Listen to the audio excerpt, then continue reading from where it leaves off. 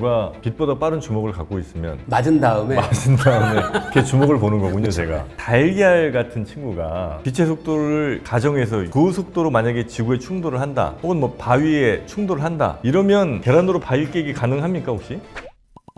반갑습니다. 흥미로운 과학 이야기, 과학을 보다 정영길입니다. 오늘 함께 해주실 세 분 각자 소개 부탁드리겠습니다. 은하들의 충돌과 진화를 연구하고 있는 우주먼지 지웅배입니다. 통계 물리학을 연구하고 있는 성균관대학교 물리학과 교수 김범준입니다. 서울대 원자핵공학과 명예로운 교수 서균열입니다.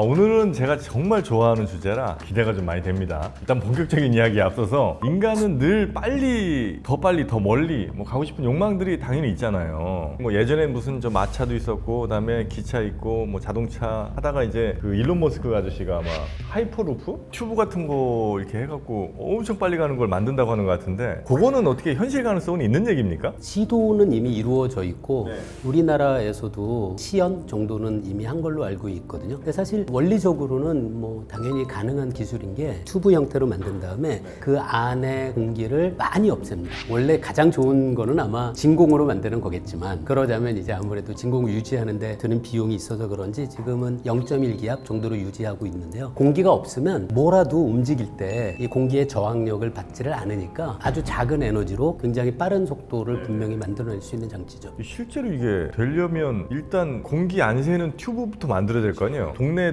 연결하는 것 정도는 아닐 거고, 예를 들어 서울 부산이라고 치면 400몇 킬로를 튜브를 일단 만들어야 되는데 그거부터 일단 될까 싶은데. 공기를 없애야 되고, 또 그렇다고 이 바퀴가 있으면 그 바퀴하고의 마찰 때문에 또 속도를 내는데 한계가 있게 되니까요. 그래서 우리나라에서 한 시도는 이거를 자기부상으로 띄우거든요. 그것도 해야 되고, 그 단계에서는 일단은 가속하는 뭔가도 더 필요하잖아요. 그래서 에너지가 또 어떤 방식으로 투입할지, 사실 기술적으로 해결하기에는 여러 난관이 있긴 하지만 물리학적으로 보면 원칙적으로 불가능한 건 아니죠. 제가 SF 영화에서 본 운송 수단 중에 제일 좋아하는 게 어떤 거냐면 토탈리콜이라는 영화가 네, 봤습니다. 2012년에 새로 만들어진 영화가 있거든요. 네네네네. 똑같은 제목으로. 거기에 혹시 더 폴이라는 이동장치 기억하세요? 더폴이 뭐였죠? 어떤 거냐면 지구를 이렇게 놓고요. 지구를 위에서 아래를 통과하는 터널을 뚫는 거예요. 터널을 뚫고 지금 우리 발 밑에 구멍이 나 있다고 생각해 보세요. 지구 반대편까지 이어지는. 그럼 제가 그 구멍 안으로 살짝 발을 디디면 지구가 잡아당기니까 떨어질 거 아니에요. 그러면 계속 점점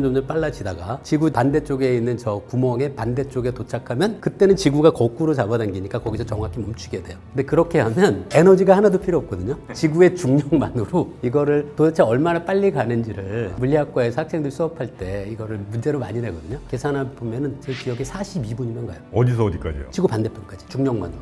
그래요? 네. 그리고 에너지가 아무것도 필요 없어요. 여기서 폴짝 뛴 다음에 반대쪽에 도달할 때 거기서 이제 오셨습니다 하고 잡기만 하면 돼서 추가 에너지가 필요 없고 42분 만에 지구 반대쪽으로 갈 수 있는 놀라운 장치인데, 문제는 터널을 뚫을 수가 있느냐가 문제인 거죠. 그건 안 될 것 같고요. 근데 그건 반대편밖에 못 가는 거 아니에요? 근데 이게 약간 비스듬하게 해도 돼요. 그래도 중력 힘 받을 수 있나요? 그쵸. 지표면이 이렇게 둥글잖아요. 거기에 대해서 깊게 뚫긴 해야 되죠.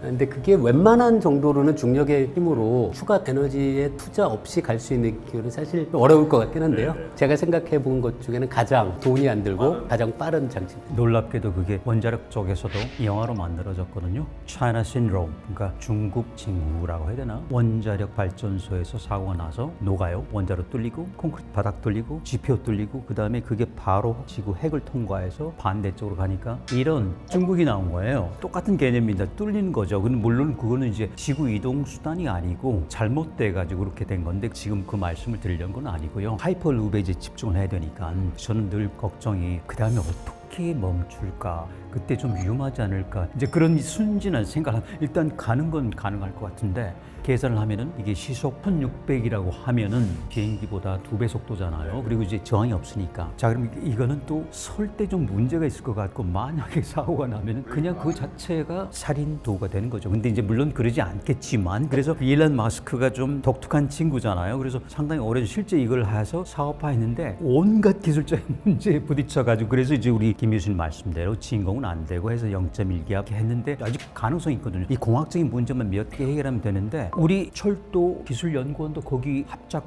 했을걸요. 3군데 가거든요. 미국은 테슬라, 영국도 하나 있는 것 같은데 영국에 그 회장 하나 있어. 이렇게 3군데에서 하는데 우리 대한민국 철도 연구소가 들어가 있습니다. 실제 그거는 굉장히 상업화에 가까운 것 같아요. 그러니까 떠서 가는 거죠. 그렇지만 진공 상태는 아니고요. 그리고 이제 아까 말씀드린 것처럼 직선거리가 돼야 되겠죠. 아무래도 충돌하면 안 되니까. 근데 건설이 아까 그 지구 관통하는 것보다는 좀 쉬울 것 같은데. 아, 이 지구관통은 어려워요. 이거는 그래도 한번 덤벼볼 만한 것 같아요. 제가 보기 이론적으로는 깔끔해요. 근데 이제 토목공사 측면에서 한반도 절반을 관통해서 서울에서 부산까지 간다. 그러면 진짜 이 촬영도 바로 부산 해운대에서 할 수 있죠. 16분이거든요. 물론 그 승하차 시간은 좀 걸리겠고 현장까지 가는 시간이 더 걸리겠죠. 탄 사람들 뭐 이렇게 못 꺾어지고 뭐 이런 일은 없을까요? 말씀하신 거 갖고 잠깐 계산해 봤는데 아 계산 나왔어요. 최고 속도가 음속 정도다라고 하면 불편하지 않게 버틸 수 있는 가속도를 뭐 크게 잡아도 중력 가속도 정도밖에 안 될 것 같거든요. 거의 가속하는 구간, 최종적으로 감속하는 구간의 길이가 최소한 몇십 킬로가 되네요.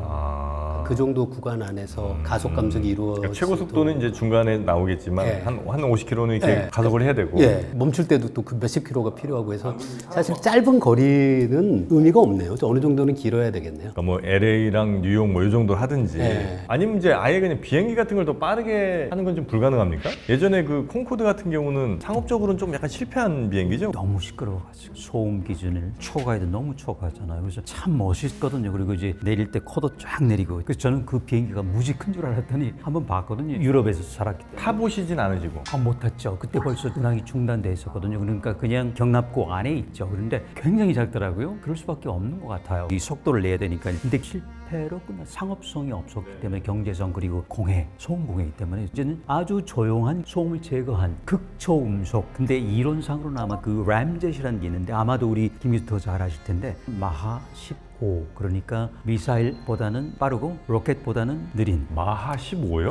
15면은 서울에서 저기까지 1시간 주파가 가능한데 승하차 하는데 시간이 더 많이 걸리긴 하지만 주행거리는 1시간대로 그러니까 지구 어디나 1시간대로 그렇지만 이제 그 램젯이라는 특성 때문에 40km까지 쫙 갔다가 그 공기저항을 줄여야 되니까 그러니까 지금 하고 있다고 하더라고요. 이론상으로 15인데 현재까지 9점 얼마 그걸 성공했는데 10초 했답니다. 그런데 이제 10초면은 뭐 10시간까지 언젠가 갈 수 있을 것 같아요. 아니 근데 그 소음이 어느 순간 갑자기 빵 커지는 거예요? 그게 음속을 통과할 벗어날 때. 때. 왜 그런 거죠, 그건? 그 공기 중에서의 소리가 진행하는 것도 결국은 음속으로 가는데 그래서 비행기가 점점 이렇게 가고 있는데 비행기 앞에서 누가 소리를 냈다. 그런 그 소리가 만들어지는 파동을 이렇게 상상해 볼 수 있잖아요. 비행기의 속도가 소리의 속도와 같아지면 이 파면이 이렇게 움축될 거 아니에요. 그래서 비행기 바로 머리 앞에 엄청나게 많은 파동의 파면들이 겹쳐 있어요. 그러다가 음속을 뚫는 순간 얘가 지나가고 남겨있는 것들은 이제 뒤로 가는 거죠. 그래서 엄청나게 큰 에너지가 거기서 방출되게 돼서 소음의 크기가 쭉 상승하는 게 아니고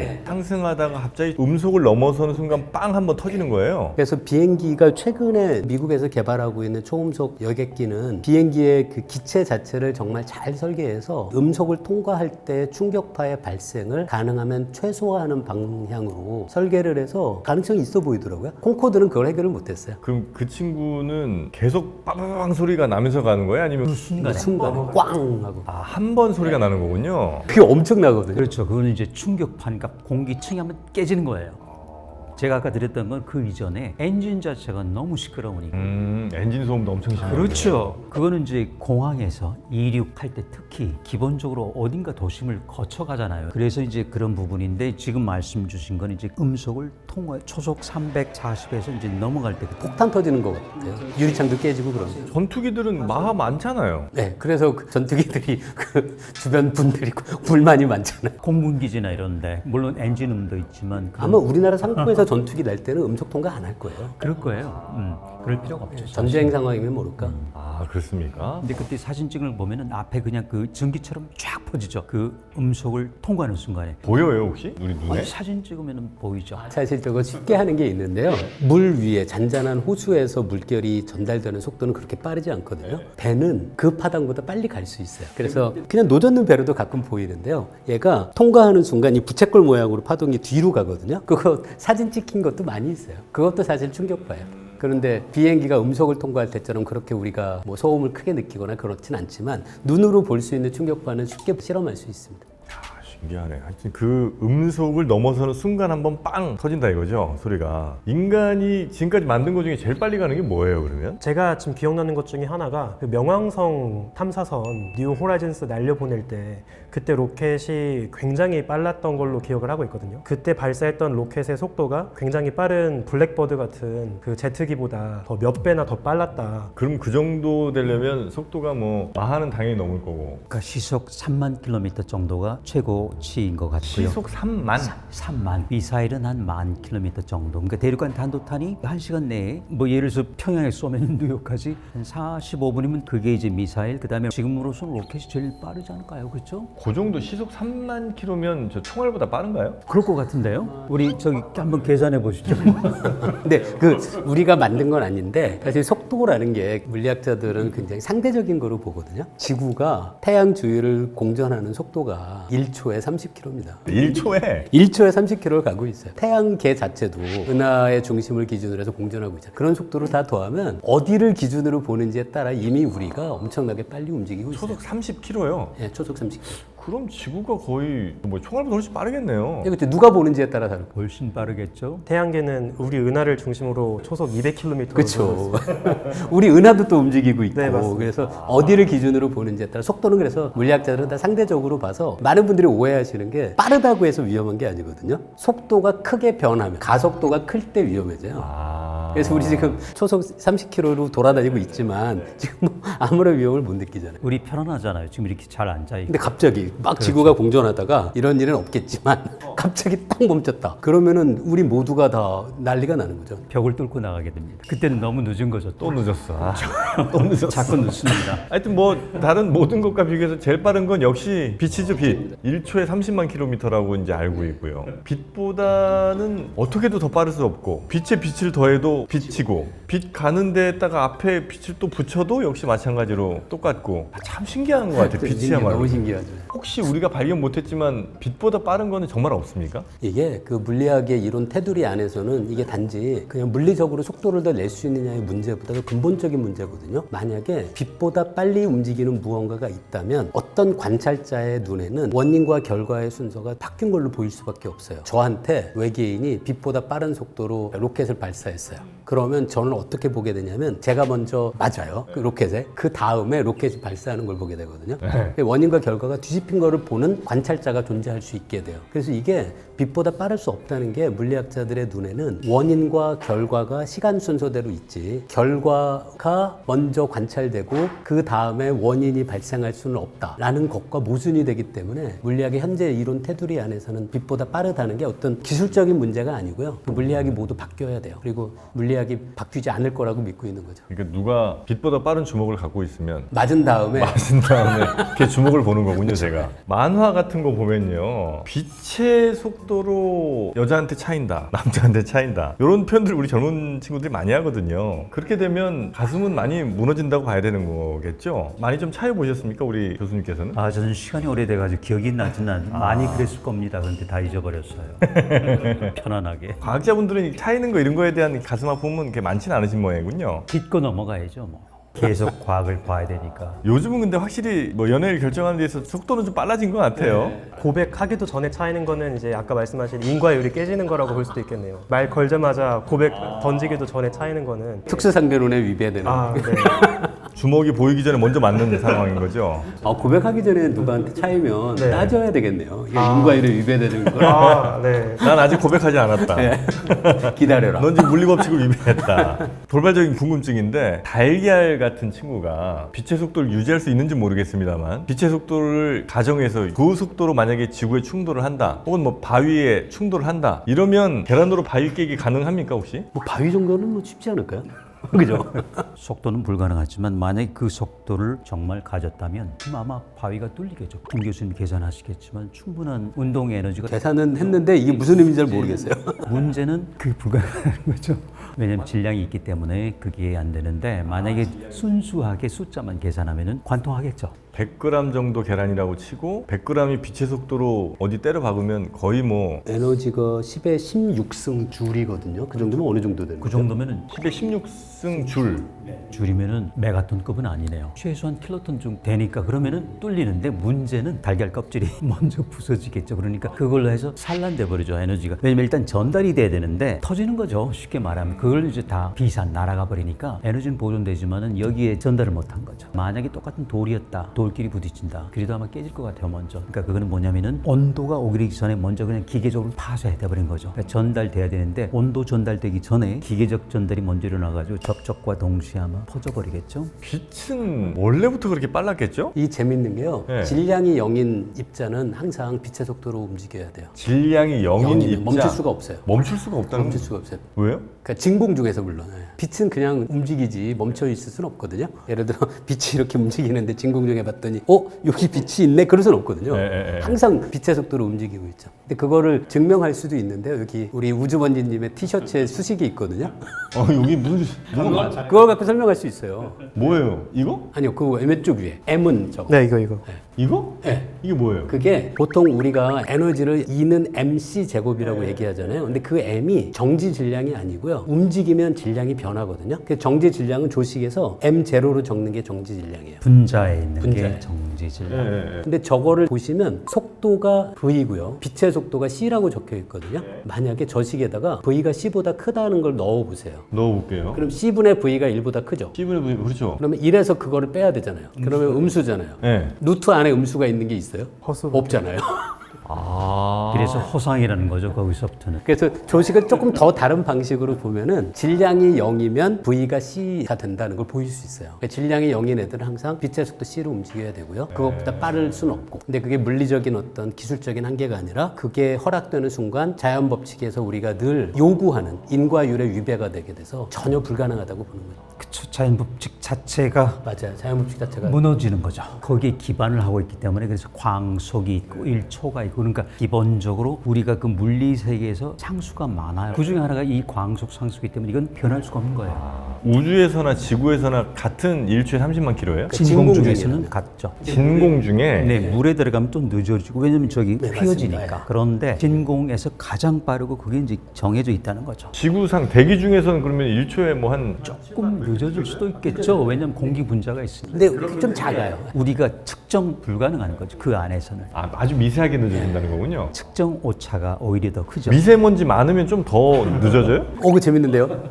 글쎄 그러겠죠. 그런데 그걸 우리가 잡아내기. 그래야 돼요. 그래야 돼요. 예. 그래야 돼요? 30만 킬로는 어떻게 잰 거예요? 과학의 역사에서 빛의 속도를 재는 여러 가지 시도들이 쭉 있었는데요. 그 얘기만 해도 진짜 재밌는 거 같아요. 하나만 해줘요. 우주번지님이 아마 더 잘 아실 것 같은데. 그 천문학자들도 네. 이 빛의 속도를 재려는 다양한 시도를 했었거든요. 네. 제가 기억나는 거 몇 가지만 좀 소개를 드리면 네. 목성의 위성 중에 이제 이오라고 하는 위성이 있습니다. 근데 목성을 중심으로 이오가 빙글빙글 돌고 있는 거죠. 그러면 지구에서 봤을 때 이오가 목성 뒤로 숨었다가 다시 나타났다가 하는 현상이 계속 주기적으로 반복이 될 거예요. 근데 천문학자 레머라고 하는 사람이 어떤 걸 발견하게 되냐면 지구가 목성을 향해 다가가고 있을 때 이오에 가려지는 현상을 보고 있을 때랑 목성에서 지구가 멀어지는 방향으로 이동하고 있을 때 그 이오에 가려지는 엄폐 현상을 목격하고 있을 때 계속 연이어서 관측되는 이오가 가려지는 그 시점의 시각이 좀 다르게 계속 변하고 있는 거예요. 왜 그러냐면 지구가 가까이 다가가고 있을 때는 조금씩 목성에서부터 지구까지 거리가 짧아지겠죠. 그러면 그 짧아진 거리만큼 이오에 반사된 태양빛이 날아와야 하는 거리가 짧아지는 거예요. 그러면 빛이 여행하는 데 총 걸리는 시간도 그만큼 짧아지겠죠. 네네. 반대로 또 지구가 목성에서 멀어지고 있는 구간이면 점점 더 목성에서 지구까지 거리가 멀어지니까 이오에 반사된 태양빛이 지구까지 오는데 필요한 거리도 늘어나고 시간도 살짝 더 길게 걸리게 되는 거예요. 네. 그래서 그 시간의 차이를 가지고 계산을 해보니까 그 당시 결과로 대략 빛은 예전에는 그냥 무한하게 빠른 줄 알았더니 그게 아니라 유한한 속도를 갖고 있더라. 약간 딜레이가 있더라. 그래서 그때 추정한 결과가 태양에서 지구까지 빛의 속도로 한 11분이면 올 수 있다라는 정도의 값을 얻거든요.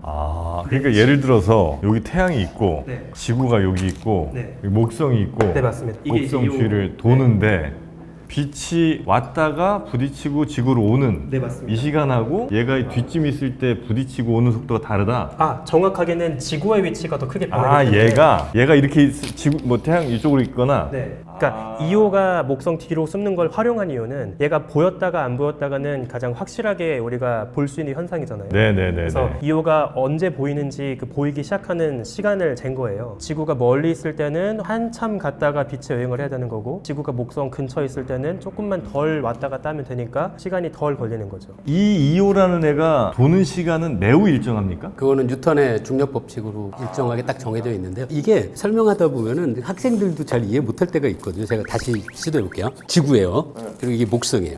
여기가 2호야. 그래서 여기서 한 번 발견되고요. 한 바퀴 삥 돌아서 여기까지 또 왔어요. 그 우리가 보던 말들 얘는 그냥 예를 들어 1시간에 한 바퀴 돈다고 할게요. 그런데 그쪽에서 얘가 여기 있는 거를 지금 봤어요. 그런데 얘가 한 바퀴 돌 때 가까워졌어. 얘가. 그러면 이 거리가 줄어들어서 그 정보는 빨리 가잖아요. 그래서 1시간보다 더 짧은 주기를 보게 돼요.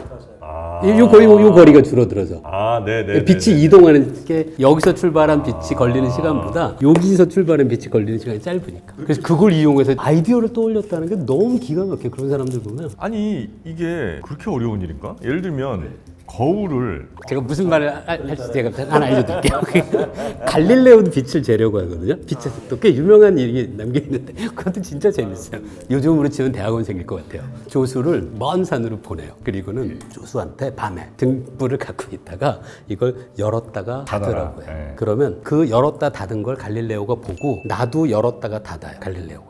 그럼 그 조수가 그거를 보고 시간을 재는 거예요. 사실 갈릴레오가 재긴 했어요. 네. 그렇게 재면 이게 왔다 갔다 하는 빛의 속도를 재겠다는 거예요. 야 그래도 갈릴레오 되게 똑똑하시. 근데 아이디어는 말이 되거든요. 빛이 엄청 빠르잖아요. 그래서 재는데 성공하지는 못했고요. 갈릴레오가 그래서 빛은 아주 빠르다라는 결론을 내려요. 그건 놀라운 거예요. 진짜 그러네요. 그 빛을 측정한다는 생각조차를 저는 못했을 것 같은데. 근데 여기까지 그 학생들에게 설명하면 아니 사람의 반응 시간도 있고 그러는데 그걸 어떻게 측정해야 하는데 갈릴레오가 거기에 대한 해결책도 있었어요. 사람의 반응 시간은 거리랑 상관없다는 거예요. 그래서 이 실험을 가까운 산, 먼 산을 해서 비교해요. 그것까지도 생각을 했더라고요. 이런 실험을 설계한다는 게 정말 대단한 사람이에요. 저는 이제 뭔 생각이냐면 거울 양쪽에다 놓고 아주 미세한 각도로 이렇게 빛을 쏴요. 그러면 따다다다닥 부딪힐 거 아닙니까? 왔다 갔다. 그래서 이걸 참신한 생각이었습니다. 거리를 한 1km로 거울 두고 30만 번 왔다 갔다 하는지 뭐 15만 번 왔다 갔다 하는지를 보면 1초 후에 여기 도착할 거 아니에요, 빛이. 사실 그 비슷한 방법을 실제로 실험을 해서 빛의 속도를 지금 우리가 알고 있는 수준으로 정밀하게 재기 시작을 하거든요. 피조 그 물리학자가 톱니바퀴를 활용해서 정말 저도 이거 아주 기발한 실험 방식이라고 생각을 하는데 거울에다가 램프를 켜서 빛을 쏘는 거예요. 근데 그 사이에 이가 여러 개인 톱니를 하나 둡니다. 그래서 어떤 식으로 실험을 하냐면 빛을 쏴서 톱니의 틈 사이로 빛이 슝 들어가요. 그럼 거울에 빛이 반사가 되겠죠. 그 사이에 톱니가 살짝 돌면 반사된 빛이 톱니를 통과하지 못하고 가로막히겠죠. 네. 그러면 이 속도만 충분히 절묘하게 조절할 수 있다면 내가 아무리 이 톱니를 보고 있어도 딱 정확하게 빛이 안 보이기 시작을 하는 거예요. 근데 이 톱니바퀴가 돌아가는 속도는 충분히 우리가 간단하게 계산할 수 있고 톱니의 이 개수도 딱 우리가 설정할 알고 수 있으니까, 있잖아요. 네. 그러면 이걸 가지고 정확하게 이제 실험적으로 그 빛의 속도를 재기 시작을 했던 거죠. 머리 좋다.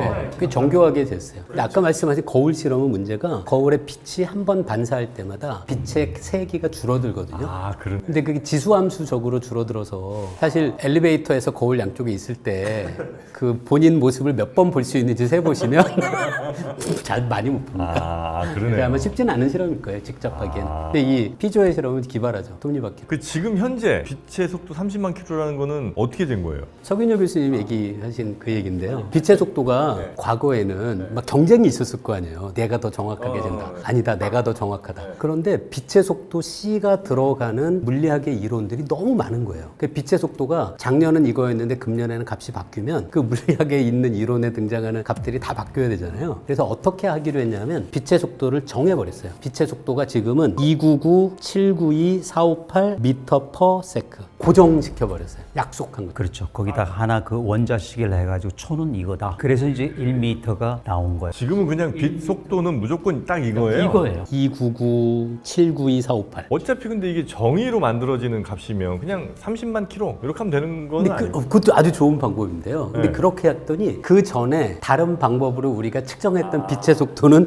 299, 792 이건데 30만으로 하면은 너무 차이가 커지는 거죠. 아주 작은 차이지만 100%딱 짜맞춰져야 되는 약간 벗어나는 거죠. 그걸 이제 없애기 위해서 할 수 없이 이렇게 했는데 조금 아쉽긴 합니다만은 그냥 이대로 지내시죠 뭐.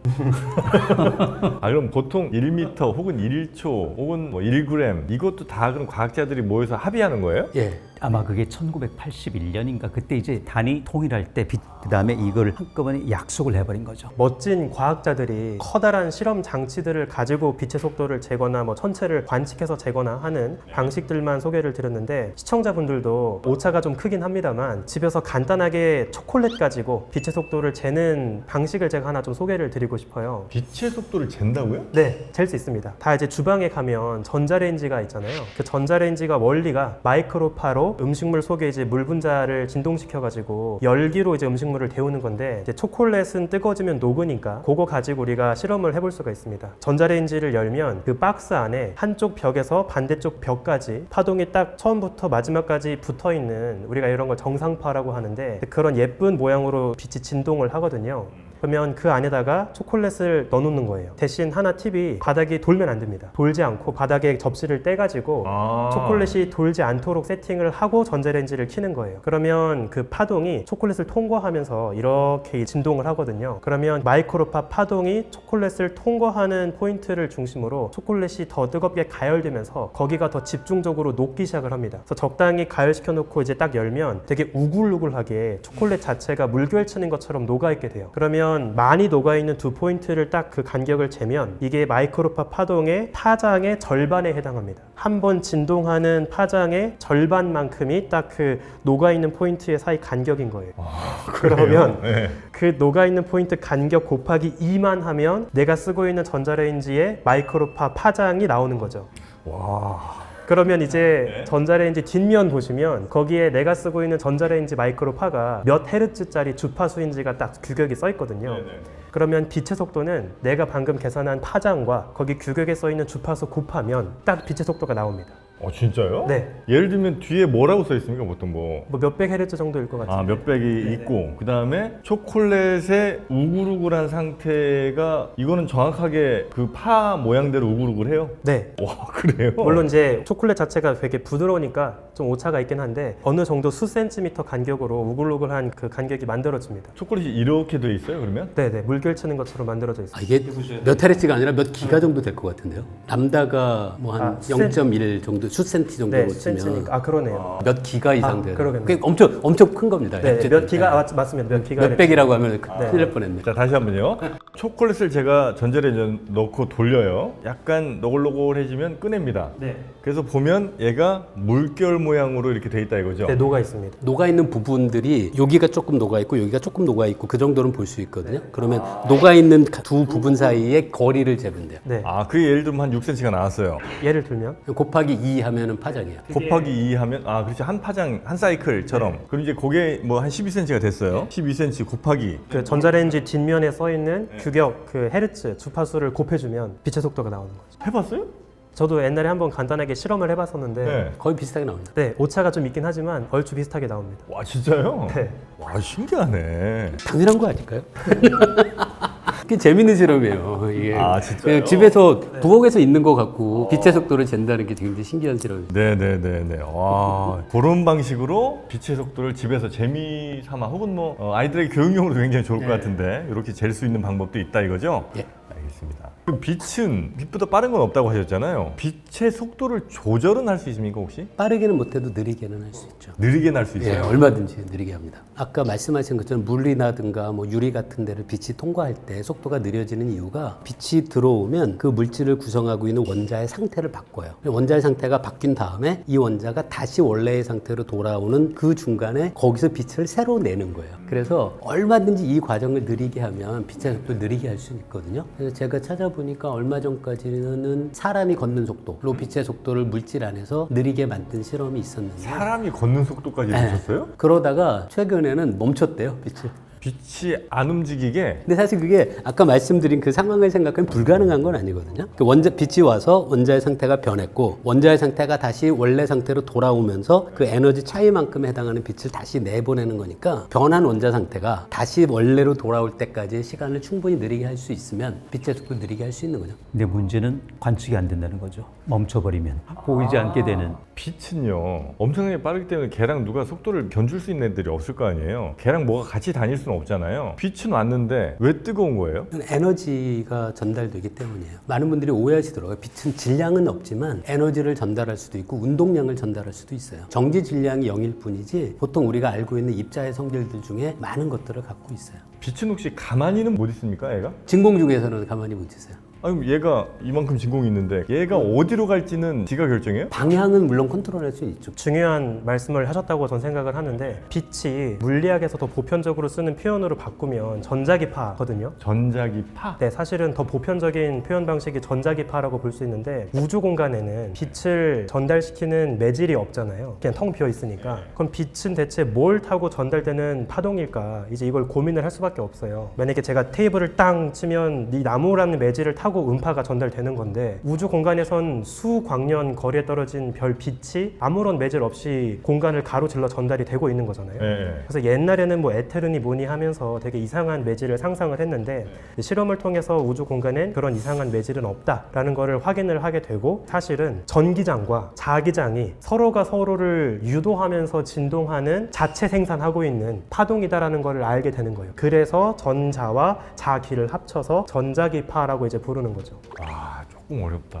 그 빛이 여러 빛이 있나요 혹시? 우리는 흔히 그냥 적외선, 자외선, 뭐 가시광 이런 얘기를 하잖아요. 파장이 다른 거죠. 우리가 볼 수 있는 것도 있고 볼 수 없는 것들 양쪽으로 적외선 부분도 있고 자외선도 있고 그러면 이제 쭉쭉 가면은 감마선, X선 쭉쭉 오다가 이제 그 자외선 그리고 가시광선, 적외선 그리고 라디오 맞아 여러 가지 종류가 있는데 전파 속도는 같다는 거죠. 진공 중이면 촛불에 불을 붙이면 불이 환하게 비치지 않습니까? 계속 전자기파가 나오는 거예요? 네, 다 전자기파입니다. 만약에 우주 공간에 아무런 방해하는 것도 없으면 빛은 그대로 유지되면서 몇백억 광년도 그냥 가는 거예요, 걔는?